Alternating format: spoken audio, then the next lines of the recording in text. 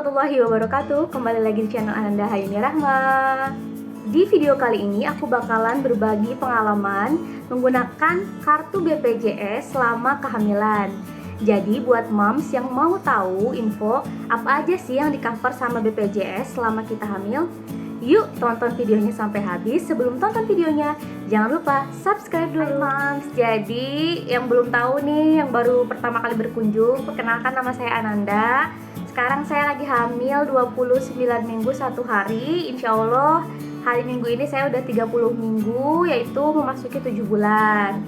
Nah, di sini saya mau sharing pertama kali saya pakai BPJS untuk pemeriksaan kehamilan itu setelah tes pack. Jadi saya tes pack itu 8 Januari 2021. Terus tes pack keduanya supaya meyakinkan 9 Januari 2021. Nah, 9 Januarinya saya langsung ke Vaskes 1, tempat saya Vaskes 1 BPJS gitu. Kebetulan saya tinggal di Karimun, Kabupaten Karimun, Kepulauan Riau. Dan saya Vaskes 1-nya itu di Klinik Medic Center. Jadi waktu itu saya nanya juga, pagi-paginya itu saya nanya ke Medic Center untuk antrian BPJS ke Polikia itu dimulai dari jam berapa. Ternyata untuk BPJS dimulai dari jam 3 sore sampai jam 5 sore antriannya. Nah, jadi sore-sore saya kesana dengan suami saya. Dan syaratnya cuma bawa BPJS asli.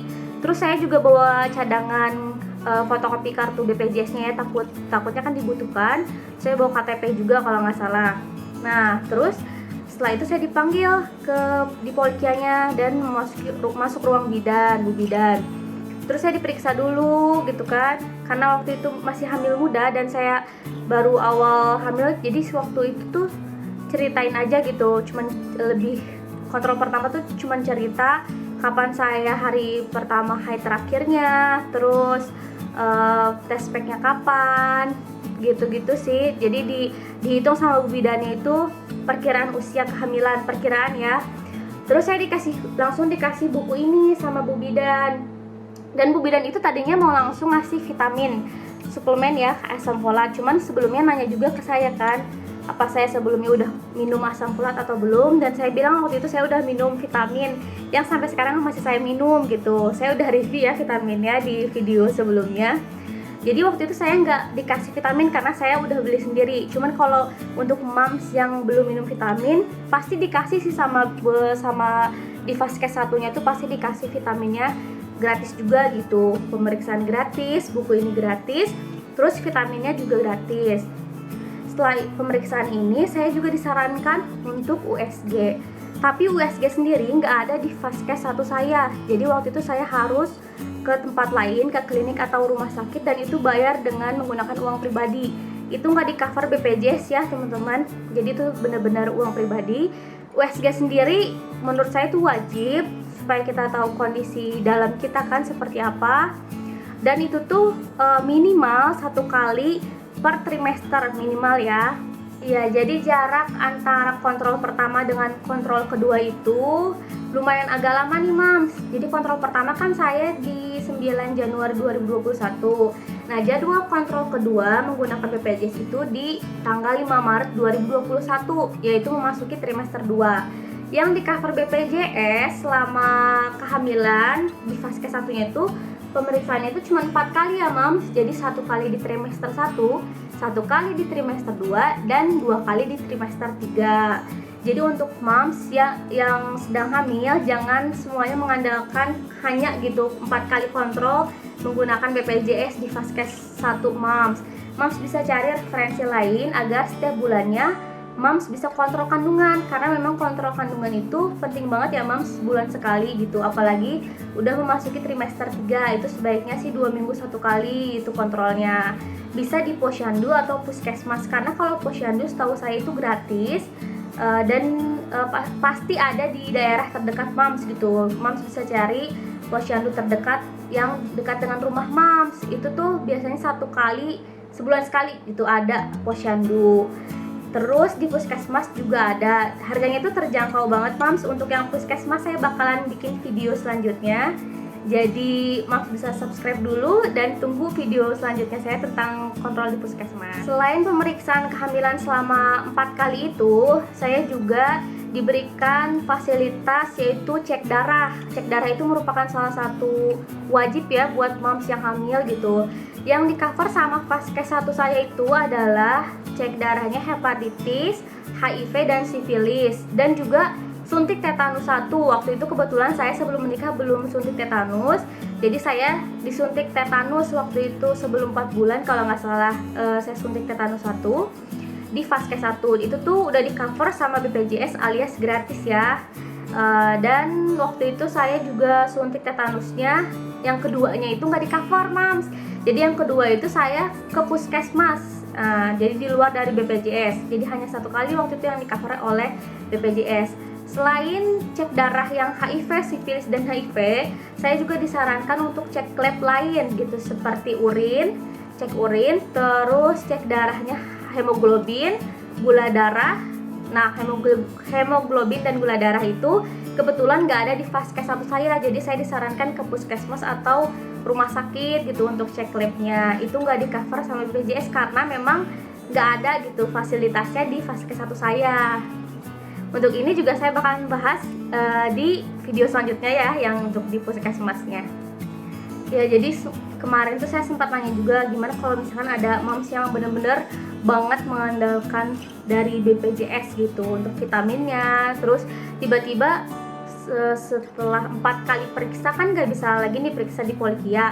Itu kayak gimana biar bisa dapat vitaminnya lagi. Terus kata Bu Bidan, kalau untuk vitamin sendiri itu tuh bisa tetap di cover sama BPJS. Jadi pas kita datang ke Vaskes satunya tuh ke dokter umum, jadi sama dokter umum nanti dikasih resep suplemen kehamilan, itu tuh gratis. Jadi bukan ke Polikia, hanya untuk mengambil vitamin aja ya teman-teman, hanya untuk mengambil vitamin. Tapi kalau untuk pemeriksaan udah memang 4 kali gitu di Vaskes satunya itu untuk ke Polikia.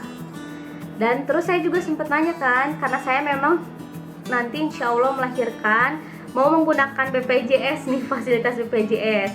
Apa aja sih yang di cover sama BPJS kan kalau kita melahirkan. Dan di kata Bu Bidan tuh untuk melahirkan tuh di cover semuanya sama BPJS, mau kita melahirkan secara normal ataupun sesar gitu. Tapi kalau misalkan kita kondisinya nggak bisa melahirkan secara normal dan Vaskes 1 kita nggak ada alatnya atau nggak ada kelengkapannya gitu untuk operasi, itu tuh bisa dirujuk ke rumah sakit. Jadi tetap di cover sama BPJS ya teman-teman. Itu tuh kalau untuk melahirkan semuanya di cover insya Allah, kecuali misalkan ada memang obat-obatan yang memang itu tuh nggak di cover sama BPJS-nya, obat-obat di luar situ. Jadi tetap kita harus pegang uang cadangan gitu. Jadi nggak bisa 100% mengandalkan BPJS, juga harus ada uang pegangan seperti tambahan-tambahan lain, mungkin kayak tergantung kondisi ibu dan anaknya begitu teman-teman. Tapi insya Allah BPJS ini udah memudahkan banget buat ibu hamil sampai melahirkan nanti, bahkan sampai nanti anak kita lahir gitu. Kemarin juga saya sempat nanya ke Bu Bidan, karena kan rencananya tuh saya bakalan melahirkan insya Allah HPL-nya tuh bulan 9 September di Batam. Yang tadinya kan saya Vaskesnya tuh udah di Karimun. Gimana gitu kan caranya supaya saya tetap di cover BPJS melahirkannya, baik itu normal ataupun sesar.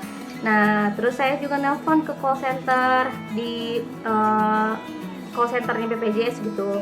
Jadi kita bisa pindah Vaskes, yaitu caranya 1 bulan sebelum kita pergi, karena ini sesuatu yang direncanakan ya. Lebih baik kita tuh udah urus perpindahannya, dan gampang banget. Itu tuh tinggal di download aplikasi BPJS-nya di situ. Nanti ada juga riwayat kita apa aja, maksudnya kita pernah berobat di mana aja. Terus kita bisa milih di aplikasi itu Vaskes 1 mana di kota yang akan kita tuju itu, yang akan kita gunakan gitu. Nah, saya juga masih lihat referensi kan di Batam yang dekat dengan rumah mertua saya tuh Vaskes satunya di mana gitu. Apa bisa melayani persalinan atau enggak. Nah, begitu teman-teman. Jadi insya Allah BPJS ini bisa mempermudah kita dari awal kehamilan sampai lahiran nanti, bahkan sampai punya anak nanti ya, insya Allah harus langsung diurus BPJS-nya itu, biar kita ada fasilitas kesehatan, jadi takut-takut lagi, nauzubillah gitu kan. Kita nggak tahu ya kalau sakit atau apa kan, itu tuh nggak bisa diprediksi, ada pegangannya lah ibaratnya. Ya, itu dia cerita atau pengalaman saya menggunakan fasilitas BPJS dari awal hamil sampai sekarang tuh udah mau 7 bulan, dan nanti insya Allah lahiran juga pakai BPJS lagi. Buat teman-teman yang mau tahu nih biaya juga di luar dari BPJS yang saya lakukan, yaitu saya periksa di puskesmas, bisa di subscribe dulu channel saya, karena saya akan bikin video lanjutannya tentang gimana pelayanan di puskesmas dan berapa aja sih biaya berobat atau cek lab di puskesmas. Terima kasih ya sudah menonton video ini, semoga bermanfaat dan semoga moms yang sedang hamil juga seperti saya diberikan kesehatan selalu, rezeki yang melimpah, dicukupkan pokoknya. Terima kasih. Assalamualaikum warahmatullahi wabarakatuh.